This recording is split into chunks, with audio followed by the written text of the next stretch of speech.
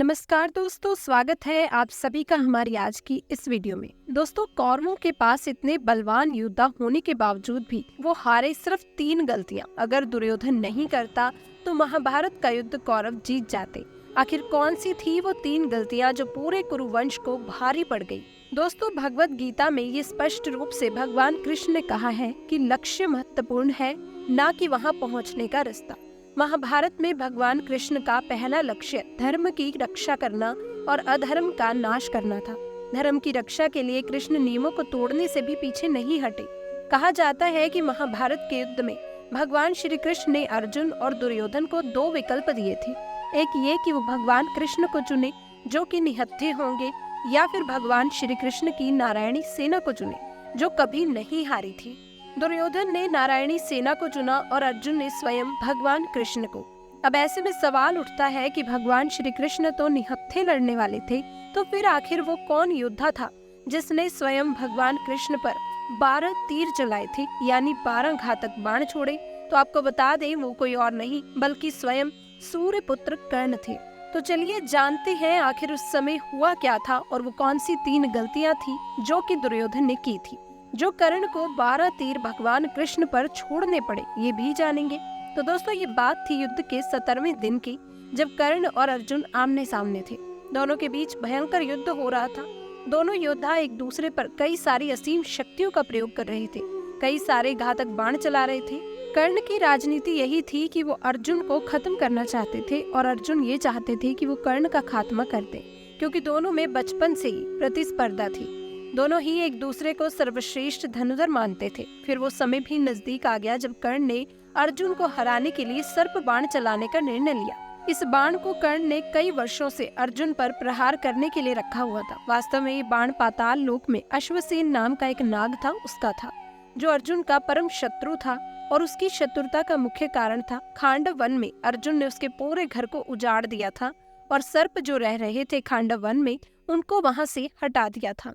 अश्वसेन तभी से अर्जुन को मारने के लिए मौके की तलाश में था। कई सारे धार्मिक सीरियल्स में, जैसे महाभारत धारावाहिक आपने देखा होगा, जिनमें कहा जाता है कि उन्हें तक्षक नाग मारना चाहता था। महाभारत के विवरण विभिन्न ग्रंथों में उन्हें अलग अलग नामों से दर्शाया गया है।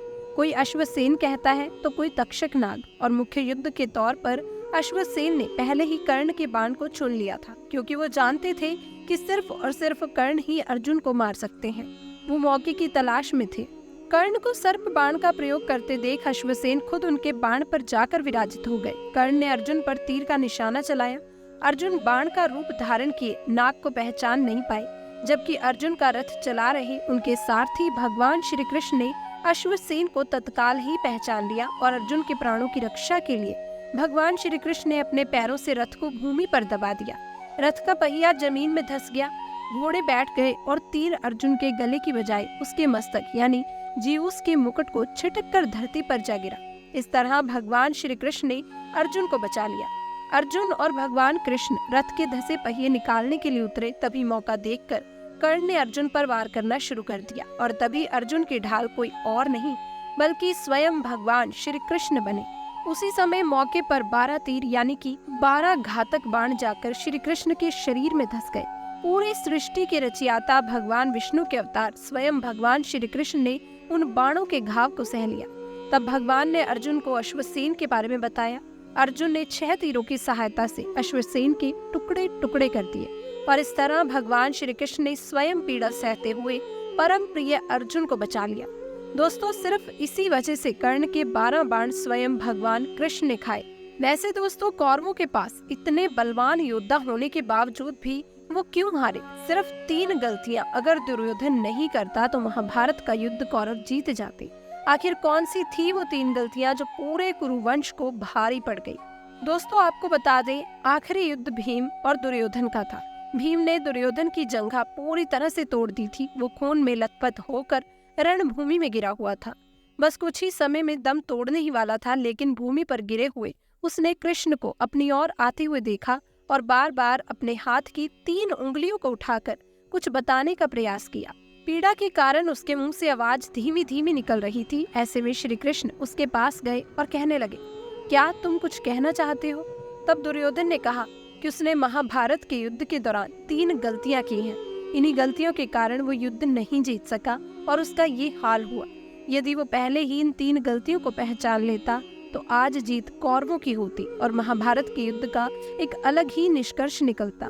श्री कृष्ण ने सहजता से दुर्योधन से उसकी 3 गलतियों के बारे में पूछा तो उसने बताया। पहली गलती उसने ये की कि उसने स्वयं नारायण के स्थान पर उनकी नारायणी सेना को चुना, क्योंकि जब भगवान श्री कृष्ण ने अर्जुन और दुर्योधन को विकल्प दिया था कि या तो भगवान श्री कृष्ण को चुन सकते हैं या उनकी नारायणी सेना को, और दुर्योधन ने नारायणी सेना को चुना क्योंकि उन्हें लगा कि निशस्त्र नारायण यानी स्वयं भगवान कृष्ण कुछ नहीं कर पाएंगे, और अगर वो कौरवों के पक्ष में होते तो आज परिणाम कुछ और ही होता।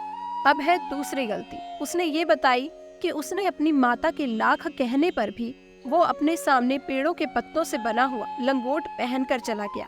उसकी माता ने उसे कहा था कि वो नंगा अवस्था में ही आए ताकि वो अपने संचार और अपने प्रचार द्वारा बचाई गई शक्ति को अपने पुत्र दुर्योधन को दे सके, जिससे वो रणभूमि में अजय हो। लेकिन वहाँ पर भी भगवान श्री कृष्ण की लीला थी, जिसके द्वारा लज्जित होकर दुर्योधन को पत्ते लपेट कर जाना पड़ा, और इस वजह से उसकी जांग और मुख्य अंग शक्तिहीन हो गया और इसी वजह से दुर्योधन परास्त भी हुआ था। अब तीसरी और अंतिम गलती उसने ये की कि उसने युद्ध में आखिर में जाने की भूल की। यदि वो पहले ही जाता तो कई बातों को समझ सकता था और शायद उसके भाई और मित्रों की जान ना जाती। उससे पहले ही पता चल जाता कि उसे शुरू से लेकर अंत तक अश्वत्थामा को ही सेनापति बनाना था, लेकिन उसने ऐसा नहीं किया।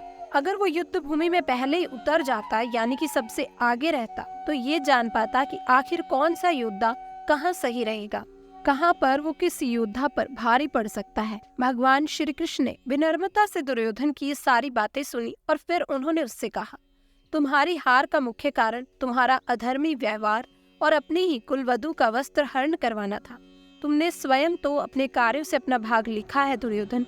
श्री कृष्ण के कहने का तात्पर्य ये था कि तुम अपनी इन 3 गलतियों के कारण नहीं हारे, बल्कि तुम अधर्मी हो इसलिए हारे हो।